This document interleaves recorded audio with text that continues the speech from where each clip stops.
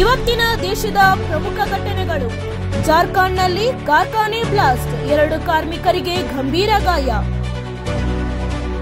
ಗುಜರಾತ್ನಲ್ಲಿ 2 ಪ್ರಾಂತ್ಯಕ್ಕೆ ರಸ್ತೆ ಅಪಘಾತ, 2 ಸ್ಥಳದಲ್ಲೇ ಸಾವು, ಚಾಲಕರನ್ನು ಪೊಲೀಸರು ಬಂಧಿಸಿದ್ದಾರೆ. ರಾಜಸ್ಥಾನದಲ್ಲಿ ಭೂಗರ್ಭ ಕುಸಿತ, 4 ಮಂದಿ ಮೃತರು, 6 ಗಾಯಾಳುಗಳು. ಪೈಪ್ಲೈನ್ ಕಾಮಗಾರಿ ವೇಳೆ ದುರಂತ ನಡೆದಿದೆ. ಅಸ್ಸಾಂನಲ್ಲಿ ONGC ಗ್ಯಾಸರ್ ಬ್ಲೂ ಔಟ್, 35 ಕುಟುಂಬಗಳ ಸ್ಥಳಾಂತರ, ಮುಖ್ಯಮಂತ್ರಿ ಪರಿಹಾರ ಭರವಸೆ. ಏರ್ ಇಂಡಿಯಾ ವಿಮಾನ ಅಪಘಾತ ತನಿಖೆ, ಬ್ಲಾಕ್ ಬಾಕ್ಸ್ ವಿಶ್ಲೇಷಣೆ ಮುಂದುವರಿಕೆ. ತಾಂತ್ರಿಕ ದೋಷ ಅಥವಾ ತೈಲ ಸಮಸ್ಯೆನ? ಮೈಸೂರಿನ KRS ಅಣೆಕಟ್ಟೆ ಭರ್ತಿ, ಜೂನ್ ತಿಂಗಳಲ್ಲಿ ಮೊದಲ ಬಾರಿಗೆ. ಸಿಎಂ ಸಿದ್ದರಾಮಯ್ಯರಿಂದ ಬಾಗಿನ ಅರ್ಪಣೆ.